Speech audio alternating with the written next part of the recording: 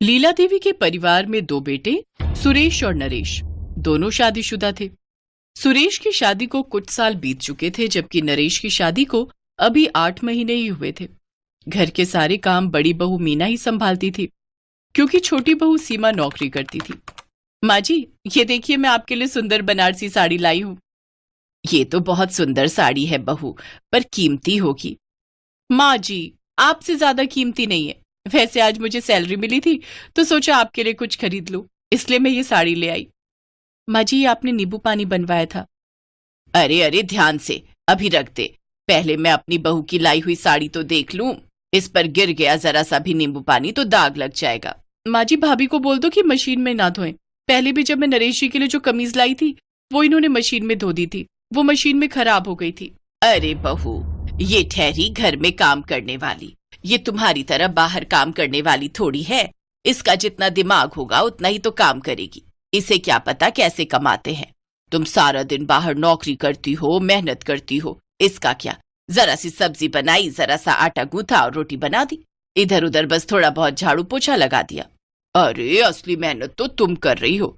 बाहर नौकरी करके ये तो सारा दिन घर में आराम करती है। माँ जी, अच्छा मैं थोड़ा फ्रेश होकर आती हूँ, बहुत थक गई हूँ। आज बहुत काम था ऑफिस में। हाँ हाँ बहू, थकना तो है ही। एक काम करना, रात को हल्दी डालकर दूध पी लेना, सारी थकान दूर हो जाएगी। मैं अपने हाथों से तुम्हारे लिए हल्दी वाला दूध बना दूंगी। तभी मीना का देवर भी आ जाता है। भाभी, आपने आज फिर आलू की सब्जी दे दी। पता है, मेरे साथ के सारे दोस्त यही कहते हैं कि तू रोजाना आलू ही क्यों लेकर आता है। भाभी, आपसे कोई और सब्जी नहीं बनाई जाती क्या? आपने बिल्कुल सही कहा, मेरे साथ भी ऐसा ही होता है। मेरी फ्रेंड्स इतनी अच्छी अच्छी सब्जियां लेकर आती है टिफिन में। कभी मलाई कोफ्ता, कभी सोयाबीन चाप, कभी शाही पनीर और ना जाने क्या क्या बढ़िया मसालेदार सब्जियां। अरे ये बस निपटाने वाले काम करती है, कोई काम ढंग से थोड़ी करती है ये। कान खोलकर सुन लो मीना बहू, थोड़ा अपने आप को बदल लो, वही ठीक रहेगा। उस समय मीना कुछ नहीं बोली। लीला अपनी दोनों बहुओं के बीच अक्सर ही ऐसा भेदभाव करती थी। अब तो मीना का मन दुखने लगा। एक दिन मीना किताब में एक कहानी पढ़ रही थी। कहानी पढ़ने के बाद उसके चेहरे पर थोड़ी स्माइल आई और वो खुद से बोली, बहुत हुआ, अब मुझे भी ऐसा ही कुछ करना होगा जैसा इस कहानी में हुआ है। जहां मीना रोजाना सुबह उठकर सबका टिफिन तैयार करती थी, अपने हस्बैंड का, अपने देवर का, अपनी देवरानी का और उसके बाद अपनी सास का नाश्ता, फिर बच्चों का टिफिन पैक करके उन्हें स्कूल बस तक छोड़कर आती थी, आज उसी मीना में कुछ बदलाव था। अरे, आज रसोई का दरवाजा नहीं खुला। मीना भाभी तो सुबह सुबह उठकर रसोई में खाना बनाने लगती हैं। क्या हुआ सीमा बहू? माँ जी, आज रसोई में मीना भाभी दिखाई नहीं दे रही, कहीं सो तो नहीं रही है? माँ, मीना की तबीयत ठीक नहीं है। बोल रही है पूरे शरीर में दर्द है और बुखार भी लग रहा है। देखता हूँ दिन में डॉक्टर के पास लेकर जाऊंगा। 11 बजे आएगा डॉक्टर। ओह, पर मुझे तो आज बहुत जल्दी ऑफिस जाना था। उस दिन रसोई में कुछ भी नहीं बना। मीना के बच्चों की छुट्टी थी, इसलिए सुरेश बाजार से ही नाश्ता ले आया, पर सीमा और नरेश बिना खाना लिए ऑफिस गए। लीला ने भी बाजार का थोड़ा बहुत खाकर अपने आप से ही चाय बनाकर पी ली। पर लीला देवी को घर में काम वाली रखना पसंद नहीं था, इसलिए सारे घर का काम लीला देवी को अकेले ही करना पड़ा। शाम तक लीला देवी की कमर में दर्द हो गया, जिसकी वजह से लीला देवी बहुत परेशान हो रही थी। अरे मोरी मैया, मेरी कमर गई। आहा, सीमा बहुत अच्छा हुआ तुम आ गई। रात की रोटी तो तुम ही बना लो। मेरी तो कमर में बहुत दर्द है, हिला भी नहीं जा रहा। पर माँ जी, मेरे में तो बिल्कुल हिम्मत नहीं है रसोई में काम करने की। एक काम करती हूँ, मैं बाजार से खाना ऑर्डर कर देती हूँ। सीमा, आज सुबह भी बाजार का नाश्ता खाया था। दोपहर को भी बच्चों को मैंने ब्रेड, मक्खन और जैम लगा कर दे दिया। रात को रोटी घर पर ही बना लो, बाजार का खाना कोई भी नहीं खा पाएगा। और माँ की तबीयत भी ठीक नहीं रहती। और एक काम और कर दो, मीना की तबीयत खराब है, डॉक्टर ने उसे हल्का खाना बोला है। मीना के लिए खिचड़ी बना देना। मैं अकेली थोड़ी इतना करूंगी माँ जी, आपको थोड़ा हिलना पड़ेगा। मैं अकेले इतना काम नहीं कर सकती, आप जानते हो मैं ऑफिस का भी काम करती हूँ। हाँ हाँ, मैं कोशिश करती हूँ, रुको आ रही हूँ। इधर दोनों सास बहू रसोई में काम कर रही थी, उधर मीना बीमार होने का नाटक करके आराम से बिस्तर पर लेटी हुई थी। मीना, कैसी तबीयत लग रही है? डॉक्टर ने बोला था कि बुखार तो नहीं है, वैसे तुम्हें कमजोरी होगी, चिंता मत करो, 1-2 दिन में तुम ठीक हो जाओगी। हाँ हाँ, वो तो मुझे होना ही है, बस 2-3 दिन की बात है। मुझे भी बिस्तर पर लेटना कहाँ अच्छा लग रहा है। मेरी वजह से घर में कितनी परेशानी हो रही है, रसोई में खाना भी ठीक से नहीं बन रहा। अरे, तुम ये सारा दिन घर की चिंता करके ही अपनी तबीयत खराब करती हो। अभी छोड़ दो, जैसा चल रहा है तुम अपने पर ध्यान दो। अगले 2 दिनों में ही लीला और सीमा दोनों को नानी याद आ गई, जब दोनों को घर के सारे काम अकेले करने पड़े। सच में आज पता चल रहा है मीना अकेले कितना काम करती है। हम दोनों तो मिलकर भी उतना काम नहीं कर पा रहे जितना वो अकेले कर लेती है। उसके साथ तो कोई होता भी नहीं है और वो सबके लिए सब कुछ करती है। आप ठीक कह रहे हो माँ जी।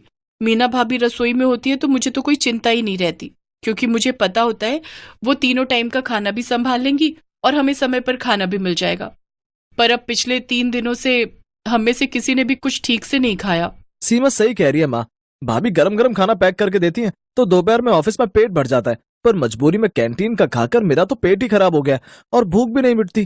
कुछ भी कहो, ये घर अगर ठीक से संभला हुआ है तो मीना बहू की वजह से ही संभला हुआ है। मीना भाभी बस जल्दी से ठीक हो जाए, मुझे तो बहुत परेशानी हो रही है। माँ जी, मुझे लगता है भाभी अकेले ही घर का सारा काम करती है, इसी वजह से वो बीमार हुई है। क्यों ना हम घर में सफाई बर्तन के काम के लिए कोई काम वाली रख ले, जिससे भाभी को भी सहारा मिलेगा, क्योंकि वो अकेले बहुत काम करती हैं। हाँ, तुम ठीक कह रही हो, वो अकेली कितना ही करेगी, हमारा ध्यान इस तरफ कभी गया ही नहीं। माँ जी, वो पड़ोस में जो एक काम वाली काम करती है ना, उसको बुला लेती हूँ, वो साफ सफाई और बर्तन कर जाया करेगी। ठीक है, बुला लो, बात कर लेंगे। मीना यही तो चाहती थी कि उसकी अहमियत को कोई समझे, उसकी भी सब कदर करे। घर में काम वाली रख ली जाती है ताकि मीना को आराम मिल सके। देवर जी, आपका लंच। सीमा, तुम भी अपना लंच ले जाना, मैंने पैक। थैंक यू भाभी, मैं इस लंच को बहुत मिस कर रही थी। अब आप आराम करना, वो काम वाली 10 बजे आ जाएगी और सारा काम कर जाएगी। माँ जी, आपकी कमर में दर्द था ना, लाओ मैं थोड़ी मालिश कर देती हूँ। जीती रहो बहू, हमेशा खुश रहो, मेरी अच्छी बहू। सबने मीना की अहमियत को समझा और उस दिन के बाद घर में सब कुछ ठीक हो गया। तुम्हें कितनी बार कहा है, मेरी चीजों को हाथ मत लगाया करो। अब मेरे नए वाले जूते कहाँ रख दिए, मुझे लेट हो रहा है। रुक रुक, मैं निशा से पूछती हूँ। निशा, तूने सफाई करते हुए हरीश के जूते तो कहीं नहीं रख दिए? माँ जी, जूते वहीं जूतों की अलमारी में ही रखे हैं, ये रहे, पर इनके ऊपर चप्पल रखी हुई थी। हाँ हाँ ठीक है, लाओ इधर दो। माँ, मैं काम से जा रहा हूँ, रात तक लौटूंगा। अरे, नाश्ता करता तो जाता, ये लड़का भी ना जब देखो जल्दी में रहता है। माँ जी, ये आपके लिए दलिया बना दिया था, आप खा लो, फिर आपको बीपी की दवाई भी खानी है। निशा, तेरे आने से सचमुच मुझे बड़ा आराम मिल गया। तूने काम पर लगते ही पूरा घर संभाल लिया, नहीं तो जब से शुगर और थायराइड की बीमारी ने घेरा है, मेरा शरीर कमजोर हो गया है।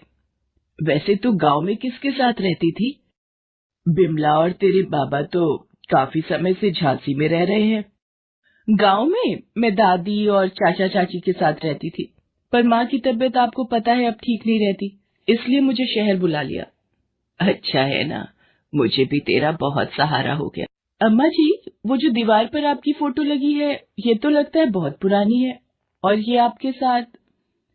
ये फोटो तो तब की है जब हरीश 8 साल का था, मेरी ननद की शादी की है, और ये बराबर में हरीश के बाबूजी हैं। अम्मा जी, बाबूजी की बहुत याद आती होगी ना? क्या हुआ था बाबूजी को? बिटिया, याद तो उन्हें किया जाता है जिन्हें हम भूल गए हों। हरीश के बाबूजी अच्छे खासे हट्टे कट्टे थे, रात को खाना खाकर सोए, फिर सुबह उठे ही नहीं, अचानक ही छोड़कर चले गए। तब हरीश कॉलेज में पढ़ता था। अम्मा जी, ये क्या, आप रोने लगे? लगता है मैंने आपको रुला दिया। अरे नहीं बिटिया, तेरे से बात करके तो मेरी पुरानी यादें ताजा हो गई। अम्मा जी, अब तो दलिया खाए बहुत देर हो गई है, आप दवाई ले लो, तब तक मैं खाने की तैयारी करती हूँ। निशा विद्या देवी के घर काम करने वाली विमला की बेटी थी। कुछ समय से विमला बीमार थी, इसलिए उसने निशा को ही विद्या देवी के घर काम पर रखवा दिया था। निशा स्वभाव की बहुत अच्छी लड़की थी, इसलिए विद्या देवी उसे बहुत पसंद करती थी। विद्या देवी का बेटा हरीश एक कंपनी में नौकरी करता था। हरीश की गर्लफ्रेंड कंचन भी उसी के साथ ऑफिस में काम करती थी। एक दिन ऑफिस से आते हुए हरीश कंचन को अपने साथ घर ले आता है। माँ, ये कंचन है, अब मेरे साथ ऑफिस में काम करती है, इसका बहुत मन था आपसे मिले, इसलिए आज इसे अपने साथ घर ले आया। नमस्ते आंटी जी। खुश रहो बिटिया, तुम तो दिखने में बहुत ही सुंदर हो। और कौन कौन है तुम्हारे घर में? कंचन और विद्या देवी अभी बात कर ही रहे थे कि तभी निशा चाय नाश्ता ले आती है। अम्मा जी, ये पकौड़े और चाय लाई थी। आपकी काम वाली ने पकौड़े तो बहुत ही स्वादिष्ट बनाए हैं। सारा काम भी करती है क्या आंटी जी? ये निशा है, बहुत अच्छी लड़की है। अभी कुछ दिन पहले ही हमारे घर आई है और आते से ही इसने सारा घर संभाल लिया। मुझे तो इसके रहने से बहुत सहारा मिल गया है। माँ, तुम तो हर किसी को एकदम से अपना मानने लगती हो। अभी कुछ दिन उसे आए हुए नहीं हुए और तुम उसके गुण गाते नहीं थक रही हो। हाँ आंटी जी, हरीश सही कह रहा है। इन काम वालियों को इतना सिर पर नहीं चढ़ाकर रखना चाहिए। अच्छा, अब मैं चलती हूँ। Okay, Harish bye. हरीश और कंचन की बातें रसोई में खड़ी निशा सुन रही थी। उसकी आंखों में आंसू आ जाते हैं। तभी विद्या देवी उसे आवाज लगा देती हैं।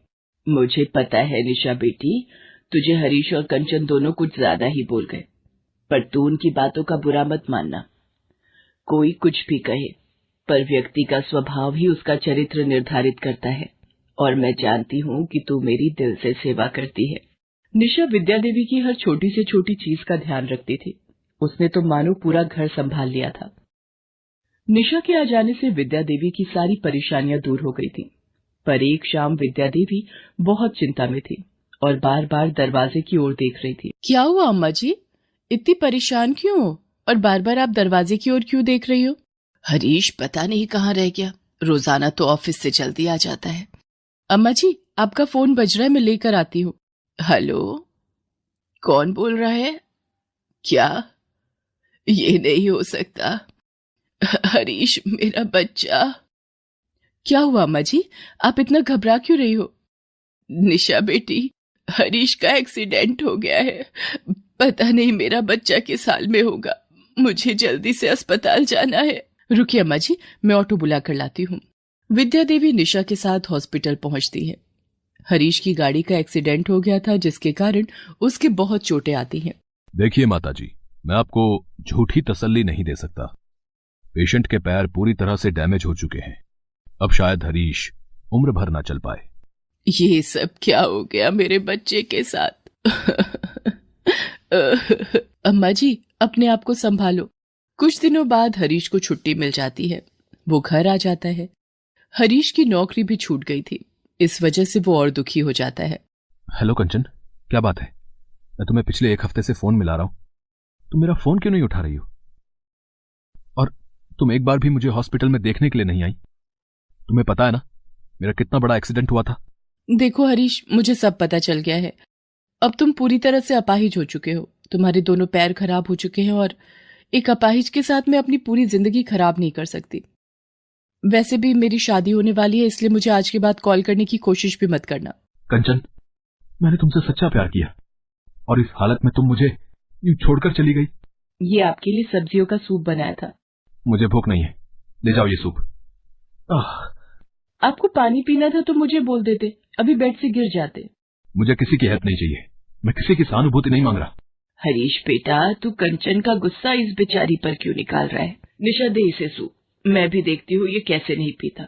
इसी तरह निशा हरीश की देखभाल में लगी रहती। धीरे धीरे हरीश को निशा का व्यवहार अच्छा लगने लगा। अब तो वो निशा के साथ खूब बातें करता और हंसता। हरीश की तबीयत में भी सुधार होने लगा था। हरीश जी, ये तो किसी चमत्कार से कम नहीं है। आपके पैरों में अब काफी हरकत होने लगी है।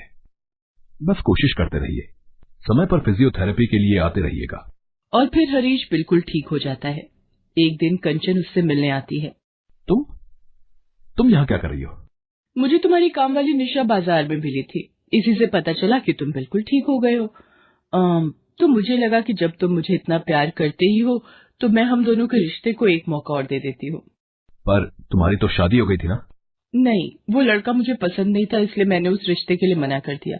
वैसे भी अब तुम ठीक हो गए हो तो हम दोनों को बहुत जल्द शादी कर लेनी चाहिए। एक काम करते, हम अगले हफ्ते ही शादी कर लेते हैं। कंचन, जरा खड़ी हो ना। ओह, गले लगकर इस खुशी को मनाना चाहते हो? निशा, कंचन मैडम को जरा बाहर तक छोड़कर आना और ऐसे ही इन्हें बाहर करो। दरवाजा अंदर से ठीक से बंद कर लेना। मैं अपने घर में फालतू की चीजें पसंद नहीं करता। तुम्हें तो मैं देख लूंगी हरीश, तुम मेरा अपमान कर रहे हो। अरे तुम्हें मेरी जैसी लड़की मिलेगी नहीं, याद रखना। कंचन अपना सा मुंह लेकर वहां से चली जाती है। माँ, मैंने ठीक किया ना? तुमने जो किया बिल्कुल सही किया। कंचन जैसी स्वार्थी लड़की तुम्हारे लिए नहीं बनी। मैं जानता हूं मां, मेरे लिए कौन सी लड़की सही रहेगी। निशा। हाँ मां, मैं निशा को अपनी पत्नी बनाना चाहता हूं और मैं जानता हूं इसके लिए तुम्हें भी कोई एतराज नहीं होगा। हरीश जी, ये क्या कह रहे हैं आप? माँ जी, आप इन्हें समझाइए। मैं एक काम वाली गरीब मजबूर लड़की हूँ, मैं आप लोगों के साथ भला। निशा बिटिया, तुम भी तो एक समझदार, सुंदर और होनहार लड़की हो। जिस तरह से तुमने इस घर में और हमारे दिलों में अपनी जगह बना ली है, शायद कोई और इतना प्यार हमें नहीं दे पाएगा। मैं तुम्हारे माँ बाबा से बात करूंगी और कुछ दिनों में तुम्हारी और हरीश की धूमधाम से